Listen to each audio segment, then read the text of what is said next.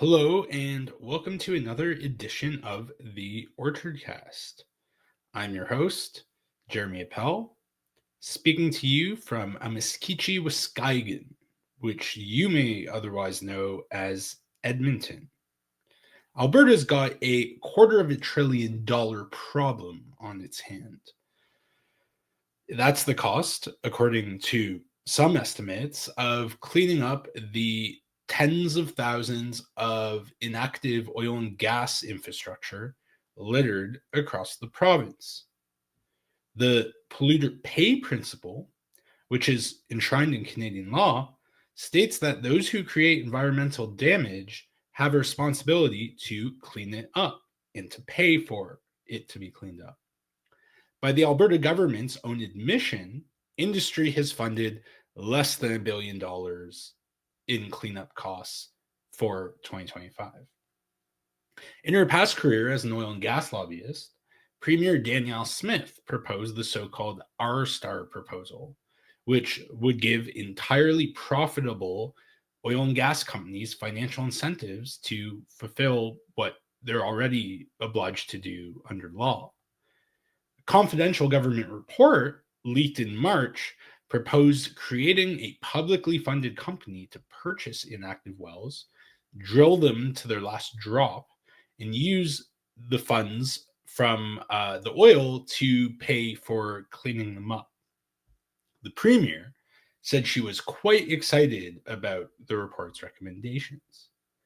And the Alberta Energy Regulator, which has the power to restrict drilling licenses for companies and individual executives who have outstanding liabilities, seems content to just kick the can down the road.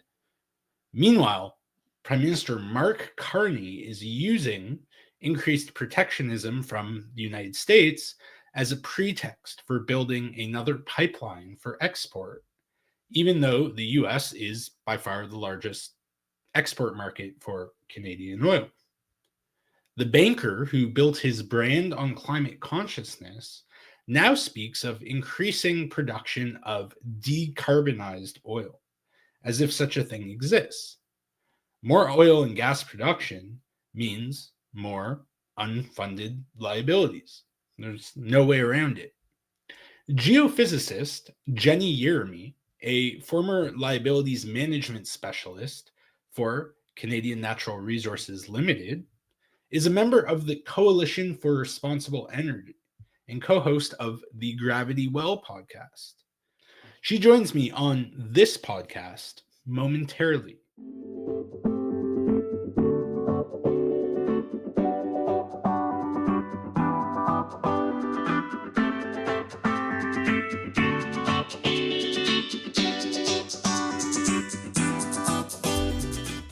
Welcome to the Orchardcast, Jenny. Thank you for having me, Jeremy. Nice to be here.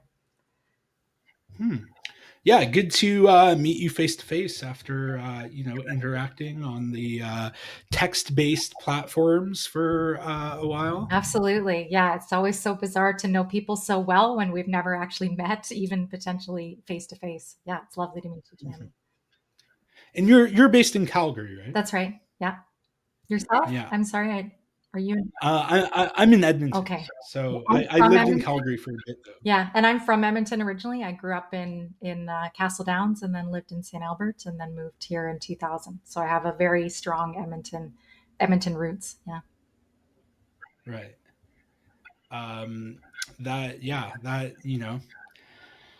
Can take the girl out of Edmonton, but you can't take Edmonton out of the That's right. girl. I mean, I should say person. Yeah, fair enough. But in my case, that's appropriate for me. So thank you. Yeah. So for my listeners who aren't familiar with your work, you used to work for Canadian Natural Resources Limited, Canada's largest oil company, as a liability management specialist. And so that's where sort of your expertise comes from. So tell me a bit about what a liability management specialist does. Yeah, that's such a great question because it was a very unique role, and I'm not sure if it exists anywhere anymore. So it was born out of the money that was put into the oil and gas industry in 2000, early 2000, due to the COVID crisis. It was part of a stimulus package of $1.7 billion that was divvied up amongst the three provinces. And the role was created. And the idea was, let's give it to a geoscientist because, they're not doing anything anymore. We're not drilling. Oil prices were below $40. We're not doing anything. Let's put somebody to use. And so I had, at that point, 8 years of experience in liability. I was at a couple startup companies. The first one I joined in 2012 and it sold in 2013. And during the sales process, I looked at the reserve reports, and that was my first real exposure to, oh my goodness, look at what we're giving somebody. I worked with an asset that was 99% water cut. So, what that means is for every barrel that we were producing, we were getting 99 barrels of water along with it. And so, there's a process of, in this case, re injecting that water into the reservoir or into a deeper reservoir to get rid of it. But yeah, it's a highly energy intensive process for a very small reward. Luckily, fairly shallow and pretty cheap to get at. But as oil prices drop, it was very obvious to me that we were handing off something that wouldn't be sustainable long term, and that's really what opened my eyes up to this problem of liability management. Right. And when we're talking about liabilities, again, for listeners who might not be as familiar with the issue as you and I are, we're basically talking about two things like abandoned wells and pipelines and other, oil and gas infrastructure, and then orphan wells and infrastructure. Could you explain what the difference between these two things are? Yeah, thank you. And I feel like these words are intentionally misdirecting. So, for example, an orphan well, which you rightly said, is a well that is no longer owned by somebody who is solvent, or they're no longer here. They've basically ditched Canada or they're insolvent. And so they become orphans. As it happens, though, we know all the companies in Alberta. We know every company in the history of Alberta's oil and gas industry to the original name. So there's no mystery. So they're not really orphans. So you see what I mean about the words? But in other places, there are orphans, like Ontario has orphans. Maybe you've heard a couple of years ago, there was a well that just blew up in one of the major cities. I can't remember which one, and it was an old well that nobody knew existed, right? That's a real orphan. Alberta doesn't have those. It's very well marked. An abandoned well is actually a term that is a process where we close off a well from leaking and being able to what's called a cut and cap. So again, that's not my expertise. I'm a geophysicist by background, but I will say a cut and cap is when you can no longer see the wellhead. The wellhead's been removed, and that well is presumed zero in terms of leaking any sort of hydrocarbons, used with cement, usually down past the water table. Anyway, so that's a process of abandonment. So we have a ton of wells that are considered suspended, and that's probably, to me, the one of the biggest concerns is the suspended wells and wells that haven't properly been abandoned. They're the real issue across this province. We have about 500,000 wells in the ground in Alberta, and I would say about 275,000 of those are in that suspended state, maybe even more. And even more of those are in wells that aren't producing much at all. They're just doing mostly leakage. So, about 80% of Alberta's wells, I would estimate, should be really closed, what's called abandoned, as I was just describing. That would be, to me, an urgent way to deal with the emissions that we're seeing. To address them rapidly would be ideal. Mm-hmm. And yeah, I mean, when people talk about the climate impacts of the oil and gas industry in particular, they're usually talking about CO2 emissions, right? And things that occur from production and then combustion. Um, People don't often talk about liabilities in that sense. They're often treated as, little more than an eyesore, which they are. Yeah. But Um, Tell me a bit about the climate impacts of these I guess suspended assets. Yeah, thank you. So in 2020, as I was saying, this money got injected in, and so my job was to look at all the wells, pipelines, and facilities, like you were talking about, it, on their way to abandonment, on their way to reclamation for the company I worked for, and they are a statistical representation across all three provinces. So I basically got a really good sense of what's the problem in all three provinces for any company in a general sense. The provinces being Alberta, Saskatchewan, and BC. BC. Yeah. Yeah. So the what I was so I was learning it as I was going along, and the person who was my mentor was one of the people who designed a lot of these programs. Like, for example, the orphan program, the orphan fund, was designed by my mentor. So I was being taught about all of the history of all of the laws and all of the policies, because the caveat of the money being given to us was that these laws get improved and we have better safeguards against liability being dumped onto the province. So, one of the last things I was exposed to was land stewardship laws. So, if you can imagine, in 2021, the Pathways Alliance launched in the office beside me. This is uh, and I knew at the time this was not a real solution, but I didn't know enough to say anything or really, do I know? There's a lot of people working on this. It doesn't really make much sense to me. But so I got exposed to the land stewardship laws and the expectation to recover the land along with climate initiatives. So, like you said, CO2 and GHG emissions reductions, and realized, oh my goodness, if we just address land stewardship. So, like I was saying, if we abandon these wells and we also remove all of the equipment and restore these sites, we're addressing emissions, we're improving um, water and land system function. We're returning water to the ecosystem. We're returning biodiversity to the ecosystem. And we're doing carbon capture and storage in a real way, which is through nature. So to me, it was the solution. And I presented as much to my peers in early 2022 at a concept I thought I'd created, but probably sure didn't, was life cycle management. So to put restoration at the front of our agenda, if you will, as an industry, and work together to be able to map these things just like we would in a development sense, but in a closure sense.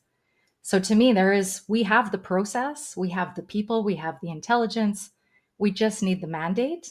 And this would be a remarkable way to not only deal with the climate, give Alberta a very strong economy that would be long lasting for at least 25 years. It's a $300 billion economy, an estimate. So this is a massive opportunity when we consider solar at the same scale. We had a $33 billion economy that was paused. So this is 10 times the size as the solar economy. And so the opportunity is massive for us. And obviously, we have a very important role to play. And this is something I've learned since, and I'll stop after this. But the headwaters, we're a headwater province. So we provide water downstream to other provinces in our case, but BC is in the same boat. The industry has a very important role to restore those headwater forests. That's how we're going to keep our water in North America. That's 50% of where our water comes from. And that's what we're destabilizing in a big way here. Mm-hmm. And where exactly do the emissions from suspended assets come from? Like, because they're not producing anything. So, how is it that they create these emissions? Yeah, great question. So there was a study recently. In fact, I was in 2022, even when I was presenting that year, there was a study out of Saskatchewan that was just measuring the ambient air around the wellhead. They have a way to capture and estimate that leakage. And so it was estimated that they were leaking about 7 cubes a day. So that's 7 meters cubed a day of gas. And that's when you think of the equivalent, they joke that, cow farts are 1 cube a day kind of thing. Not that those two things should be equated, but if they were. So this is way more significant than just normal, operations, and it's significant. We would want to close that off if it was leaking. That expectation is that all those things are zero. So the idea is you get it from a bunch of wells just resting and they haven't been properly abandoned. If you have, let's say, a reservoir that has 20 wells in it, if you were to abandon all of them, you very likely would shut off those gases, or at least for a time, because there wouldn't be anything helping it come back up. But because we don't do that, there's a lot of ways that gases can come from another well being produced nearby or injection from another well. There's reasons why we push gases get pushed up and out those conduits. And I will say that the bigger issue, to your point, is the producing of facilities that are at very low productivity. That is a really big emitter. So those would be at scale, those would be really important to shut down if there are facilities that are mostly just creating more contamination and more emissions. Those would be massive in terms of addressing um, emissions significantly in the province quickly. And so you worked for industry doing liability management. Now you have your own organization called the Gravity Well, and are a pretty vocal critic of industry's approach to liability management. How did your views on this subject evolve? Yeah, I would say when I was in the industry, I felt that I was always working towards responsible energy development. And I would say that leading up to my exit from the last company I was at, it became very clear that that wasn't real. So, what I mean is, I presented, as I said to you, to my peers, and the next day I was brought into a meeting room and stripped of all the things I was working on and given a choice to stay or leave. And so I left. So, to your point, I felt that it wasn't, I was contributing more harm to by staying and offering them ways to prevent progress. When I say progress, I mean to restore the province of Alberta. So, yeah, so that's why I'm on this journey and why I'm trying to find allies everywhere I can, because I think you and I were talking before this, or maybe even in this conversation, liability is like Fight Club, I always say jokingly. You know, the first rule of Fight Club is we don't talk about liability, right? So this is the problem, is we need more people to understand that this is a way bigger problem than what this emission story is. And also it's the way that the industry shapes the conversation, where we're not really talking about the problem that we need to solve, which is a planetary crisis. It's not a climate crisis, right? It's water, it's land, it's biodiversity, it's our water systems, it's our ocean currents. All of these things are being threatened. It's not just emissions, and that's all from this continued fossil fuel development that needs to cease. The money that CNRL received back in 2020 that Mm. enabled them to sort of hire you to manage their liabilities, or give the appearance that they were managing their liabilities, that was from the federal government, right? Correct. Yeah, they gave, like I said, $1 billion to Alberta, 200 billion, or sorry, 200, yeah, 200 million to BC, and 400 to Saskatchewan. That's how I remember it. And then there was some monies given to the Orphan Well Association as a loan. It made up the 1.7. Right. Did that loan ever get paid back? I believe so on the orphan. I think they actually decided it wasn't appropriate to keep it. So yeah, I do think that that was paid back. Yeah, and the money wasn't fully spent by the federal government as well. Um, but yeah, sorry, you were going to ask me something. I'm not sure if I was rolling into it. No, I remember that the money wasn't fully spent because then Brian Jean held that press conference with a bunch of indigenous leaders and Stephen Buffalo of the Indian Natural Resource Council, I believe it's called, Yeah. which is funded by industry, by the way, to say, hey, can we have that money? And it was, I think, a really gross way to use indigenous communities and their struggles as a way to get more money to industry than Which it was actually. Yeah, which is also pipelines, which is also carbon capture and storage. This is the red washing, and again, that's not my term, but it's coined by Indigenous peoples, of the industry painting development as a means to help Indigenous communities recover, when of course future development is harming all of us and especially disproportionately Indigenous communities. So no, it's not helping them, and it's such a twisted way to be presenting something. The as I was saying, I thought it was responsible development, so I was lobbying for Indigenous led closure going forward. I was not lobbying for future federal funds, to be clear, but that partnership, to me, the logical role that Indigenous peoples have to play here is to be able to lead the way in restoring the lands that have been destroyed, that were theirs to look after.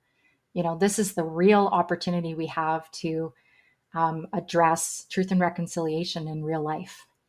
This is the right way forward. And to me, this is what's, I think, in industry. I was taught that Indigenous communities are preventing us from progress. That's the mindset that we're given when we're in industry. So, and not just Indigenous peoples, but landowners. Oh, this landowner is so difficult. That's how we would paint those things. And now I realize we're just harming our own communities eventually with that logic. So, yeah, I think to me it's such a vital um, aspect that is not spoken about. And when I hear things about new pipelines, for example, it drives me crazy, because to add more to this insanity when there is no, limited demand and limited future growth opportunities, um, there's just so many ways to look at why this does not make sense, and rather to stop and turn the ship around and start restoring instead. Right, and that is a pro transition to my next question, which is sort of the main thing.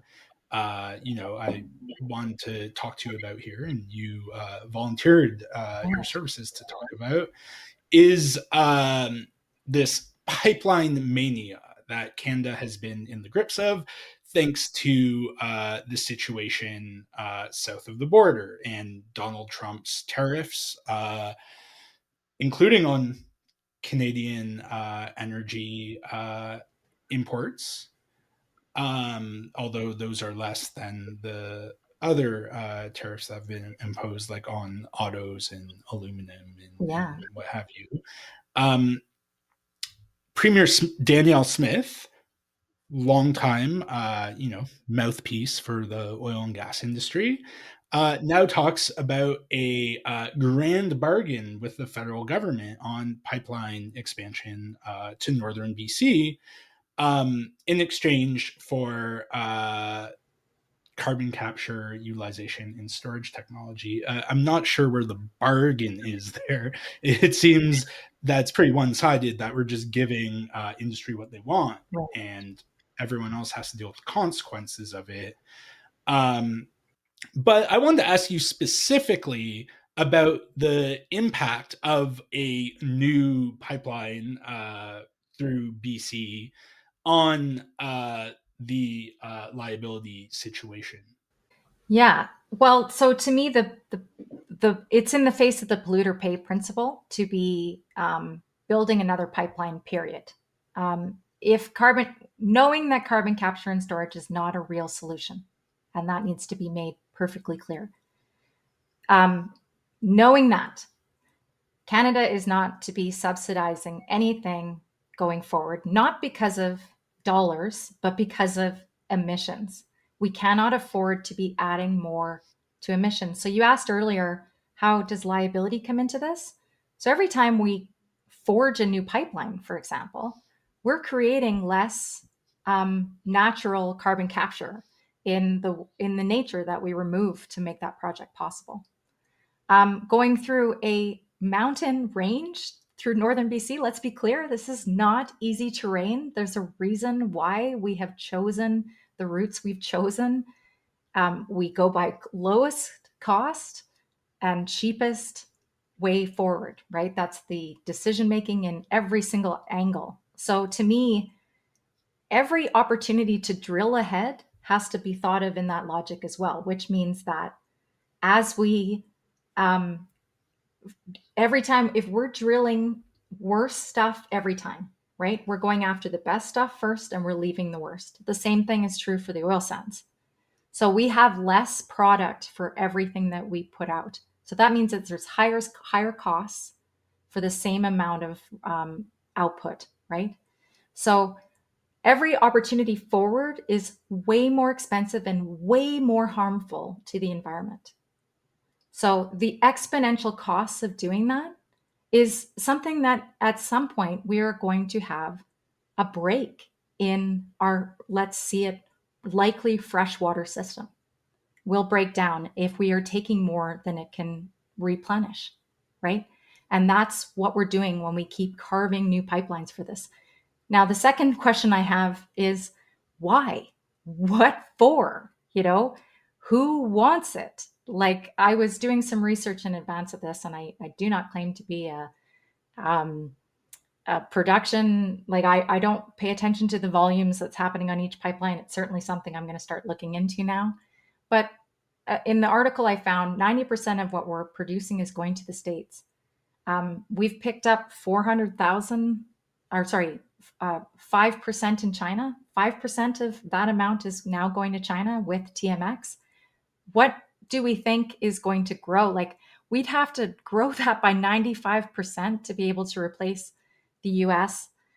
That pipeline can only be brought up to 25% of what we produce. So we can only at best send 25% of our product to China. Do they want it? Like, this is the other problem, is we are seeing LNG terminals sitting idle with stock. We are seeing coal prices drop in Indonesia, and we are seeing signs that oil is also reaching demand limits as well. There's a surplus this year already and expected to continue into 2026. So we're seeing signs of lower future demand. So for me, how do you stand up and replenish, four times what we already have going to the States? In, like, what do we need there? You know what I mean? We can't get four pipelines. We can't do four times the amount of TMX through a mountain range in a reasonable time that there would be a purchaser at the end of that. To me, it's beyond. I don't know why we're spending time on this conversation, but then I realize it's to save us from talking about this $330 billion problem that needs to be paid for by the polluters that are pushing for these projects. As you said, Jeremy, our Premier Smith, I had dealings with her at CNRL when she was with the Alberta Enterprise Group, lobbying for R-Star at that time. And she's using the same language today as I recall her saying then, which was, or others saying they weren't going to stand in the way of R-Star. Well, she's saying she's not standing in the way of separation.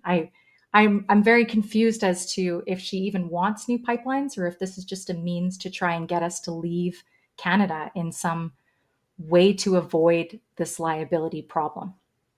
How would separation allow oil and gas companies to evade this responsibility?